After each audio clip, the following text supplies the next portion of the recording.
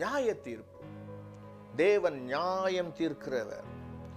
நியாயம் தீர்ப்பு என்றால் நியாயத்தை தீர்த்து வைக்கிறவர் என்று அர்த்தம். இது சரி இது தவறு என்று சொல்லி தவறான காரியங்களுக்கான தண்டனையை கொடுத்து சரியான காரியங்களுக்கான வெகுமதிகளை கொடுக்கிறவர் தேவன். அப்போ தேவன் நியாயம் தீர்க்கிறவர்.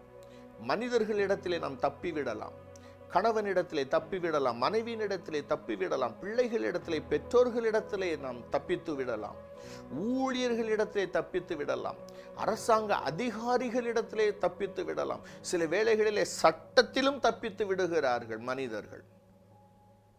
ஆனால் தேவனிடத்திலே தப்ப முடியாது. நாம் செய்கிற ஒவ்வொரு காரியங்களுக்கும் அவர் நியாய தீர்ப்பு கொடுக்கிறார்.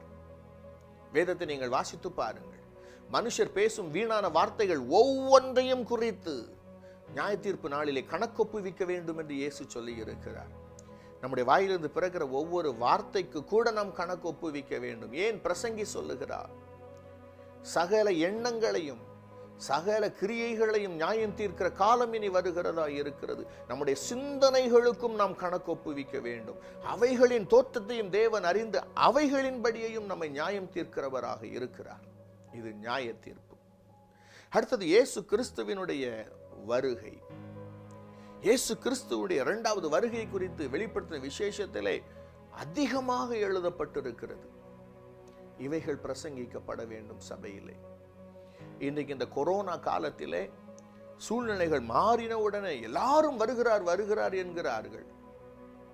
அதில் ஒரு சிலர் மாத்திரம் எப்பொழுதுமே இந்த வருகை குறித்து பிரசங்கித்துக் கொண்டே வருகிறார்கள். அவர்களுக்காக கர்த்தருக்கு ஸ்தோத்திரம். மற்றவர்கள் எல்லாம் இப்ப இந்த கொரோனா வந்த உடனே ஓ இயேசு வரார் இயேசு வரார் இயேசு வரார் இயேசு வரார் அப்படின்னு சொல்லிட்டு, இது சாகும்போது ஏதோ ஏதோ நீ சொன்னாங்களா மனுஷங்க சொல்லுவாங்க. அப்படிப்பட்டது இது. அப்படி அல்ல.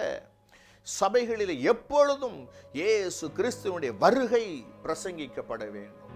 கடைசியாக அந்தி கிறிஸ்துவினுடைய செயல்பாடுகள். Anti Christ, about anti Christ, கிறிஸ்துவுக்கு எதிரானவன். அவனுடைய ஆவி இப்பொழுதே கிரியை செய்கிறது என்று எழுதப்பட்டிருக்கிறது. ஸோ அந்த அந்தி கிறிஸ்துவனுடைய ஆவியினுடைய செயல்பாடுகள் என்ன?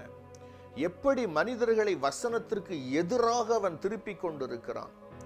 வேதத்தை கையிலே வைத்துக்கொண்டு நானும் அவருடைய ஊழியக்காரன் என்று சொல்லிக் கொண்டிருக்கிற பலரை அவன் தன்னுடைய வலையிலே இன்றைக்கு வீழ்த்தி அவர்களுக்கும் அறியாமலேயே அவர்களை வேதத்திற்கு எதிராக திருப்பிக் கொண்டிருக்கிறான். பல வேளைகளிலே தேவனுடைய பிள்ளைகள் என்று சொல்லுகிறவர்கள், இயேசு சொன்னது போல கூடுமானால் தெரிந்து கொள்ளப்பட்டவர்களையும் வஞ்சிக்கத்தக்கதாக என்ற வசனத்தின்படி அவருடைய பிள்ளைகள் என்று சொல்லிக் கொள்ளுகிறவர்கள் கூட அநேகர் இன்றைக்கு தங்களையும் அறியாமலே வசனத்திற்கு நேர் எதிராக செயல்பட ஆரம்பித்திருக்கிறார்கள்.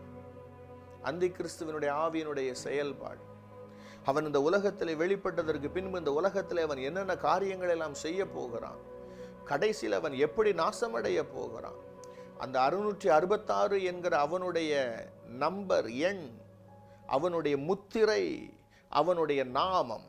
இன்றைக்கு ஒரு சிலர் எல்லாருமே இந்த 666 தான் அவங்க பார்த்துக்கிட்டு இருக்காங்களே தவிர வேற 2 காரியங்களை விட்டுட்டாங்க. அந்தி கிறிஸ்து வெறும் நம்பரை மட்டும் கொடுக்க போவதில்லை.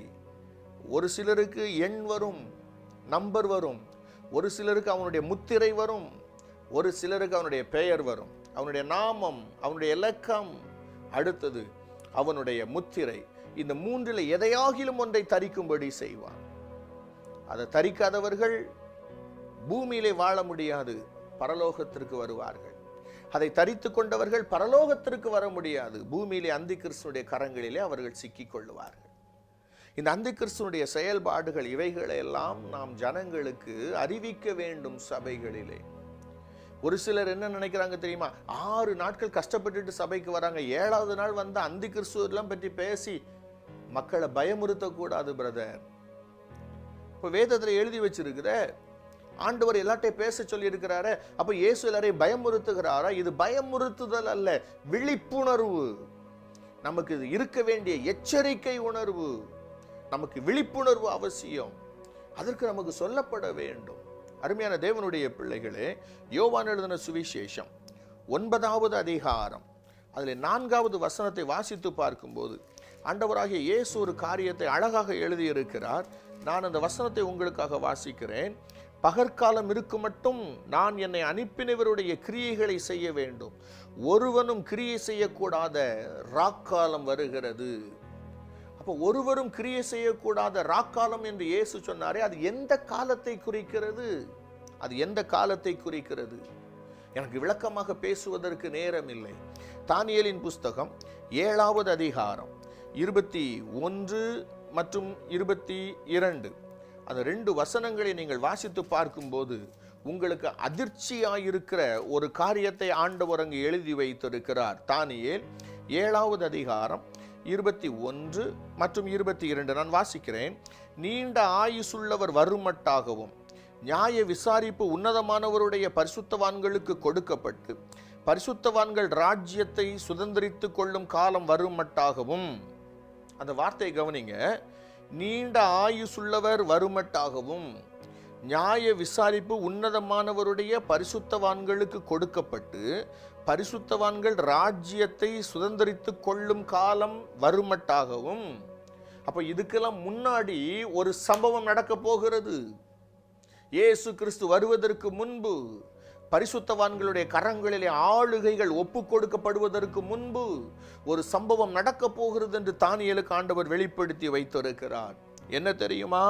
22வது வசனம். அதைத்தான் ராக்காலம்னு இயேசு சொல்லுகிறார். இந்த கொம்பு பரிசுத்தவான்களோட யுத்தம் பண்ணி அவர்களை மேற்கொண்டது என்று கண்டேன். பரிசுத்தவான்கள் தேவனுடையவர்கள், கர்த்தருடையவர்கள். அவர்களை யாராகிலும் மேற்கொள்ள முடியுமா? ஆனா வசனம் சொல்லுகிறது, அவர்களை அந்த கொம்பு மேற்கொண்டது என்று கண்டேன். அடுத்தபடியாக அதே 7வது அதிகாரம் 25வது வசனத்தை வாசித்து பார்க்கும்போது, உன்னதமானவருக்கு விரோதமாக வார்த்தைகளை பேசி உன்னதமானவருடைய பரிசுத்தவான்களை ஒடுக்கி. அந்த வார்த்தைகள் எல்லாம் கவனிங்க. உன்னதமானவருக்கு விரோதமான வார்த்தைகளை பேசி உன்னதமானவருடைய பரிசுத்தவான்களை ஒடுக்கி காலங்களையும் பிரமாணங்களையும் மாற்ற நினைப்பான். அவர்கள் ஒரு காலங்களும் அரை காலமும் செல்லும் மட்டும் அவன் கையில் ஒப்பு கொடுக்கப்படுவார்கள். யாரு? பரிசுத்தவான்கள். ஒரு காலங்களும் அரை காலமும் செல்லும் வரைக்கும் அவனுடைய கரங்களிலே பரிசுத்தவான்கள் ஒப்பு கொடுக்கப்படுவார்கள். அவன் அவர்களை ஒடுக்குவான் என்று எழுதப்பட்டிருக்கிறது. அவர்களை யுத்தம் பண்ணி மேற்கொள்ளுவான் என்று எழுதப்பட்டிருக்கிறது. தேவனுடைய பிள்ளைகள் நசுக்கப்படுவார்கள், ஒடுக்கப்படுவார்கள், உடைக்கப்படுவார்கள். அருமையான தேவனுடைய பிள்ளைகளே, யோசித்து பாருங்கள். இவைகளெல்லாம் ஒருவரும் கிரியை செய்யக்கூடாத ராக்காலங்கள், ஒருவரும் கிரியை செய்யக்கூடாத ராக்காலங்கள். இப்படிப்பட்ட ராக்காலங்கள் வருகிறது. இவைகளெல்லாம் சபைகளிலே பிரசங்கம் பண்ணுங்கள், சாட்சியாக அறிவியுங்கள். எதற்காக? 2 காரியத்திற்காக. ஒன்று, தேவனுடைய சபையானது, கிறிஸ்துவினுடைய சபையானது விழித்து கொண்டு அவருடைய வருகைக்கு தன்னை ஆயத்தப்படுத்திக் கொள்ள வேண்டும். நீதியுள்ள சாட்சியுள்ள வாழ்க்கை வாழ வேண்டும். ஒன்று. இரண்டாவது, நியாய தீர்ப்பில் சாக்கு போக்கு சொல்லக்கூடாது. எனக்கு தெரியாது என்று யாரும் சொல்லக்கூடாது. எனக்கு சொல்லி இருந்தால் நான் மனம் திரும்பி இருப்பேனே என்று யாரும் சொல்லக்கூடாது, ஒருவரும் சொல்லக்கூடாது. எனவே இவைகளை சபைகளில் சாட்சியாக அறிவியுங்கள் என்று ஆண்டவர் சொல்லி இருக்கிறார். என்னை பார்த்து கொண்டிருக்கிற எனக்கு அருமையான அன்பு சகோதரனே, அன்பு சகோதரியே, இனி நீங்களும் இதை குறித்து சாக்கு போக்கு சொல்ல முடியாது. நியாய தீர்ப்பு நாள் வரும்போது நீங்களும் சாக்கு போக்கு சொல்ல முடியாது. எனவே இவைகளுக்கெல்லாம் தீர்வு, ஒரே ஒரு தீர்வு தான், மனம் திரும்புதல், கர்த்தரிடத்தில் சேருதல், இயேசுவின் பாதத்தை பற்றி கொள்ளுதல்.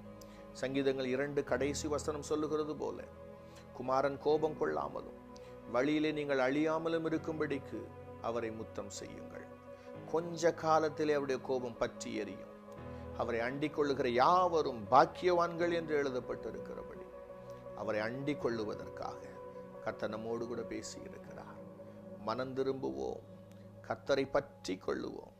உம்மையல்லாமல் எனக்கு வேறு கதி இல்லை ஆண்டவரே என்று சொல்லுவோம். அவர் நம்மேல் கிருபையாயிருப்பார். தம்முடைய கரங்களுக்குள்ளாக மூடி பாதுகாத்து கொள்ளுவார். பரலோக ராஜ்யம் கொண்டு போய் சேர்ப்பார். God bless you. God bless you.